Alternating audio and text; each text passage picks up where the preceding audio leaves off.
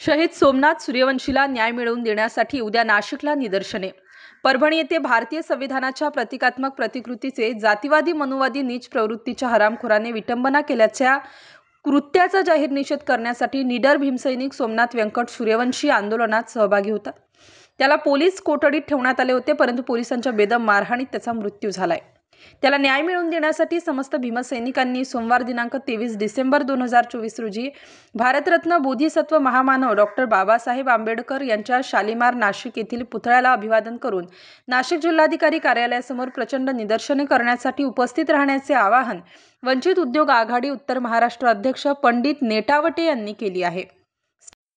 जय भीम, नमो बुद्धाय। मित्रांनो, परभणी येथे झालेल्या डॉक्टर बाबासाहेब आंबेडकर पुतळ्याजवळील शिल्प तोडून एका समाजकंटकाने रस्त्यावर फेकले, त्या निषेधार्थ नाशिक जिल्ह्याच्या वतीने सर्व पक्ष तसेच सर्व आंबेडकरी चळवळीच्या वतीने 23 तारखेला आम्ही त्याचा जाहीर निषेध म्हणून आंदोलन आणि मोर्चा पद्धतीने आम्ही तिथे आयोजन केले आहे। त्या आयोजनासाठी सर्व आंबेडकरीवादी समाजाने निपक्ष कार्यकर्त्यांनी सकाळी 10:30 वाजता आंबेडकर पुतळा शालिमार येथून तर जिल्हाधिकारी कार्यालयापर्यंत सर्वांनी आंदोलनामध्ये सहभाग घ्यावा। स्टार न्यूजसाठी सिद्धार्थ लोखंडे, नाशिक।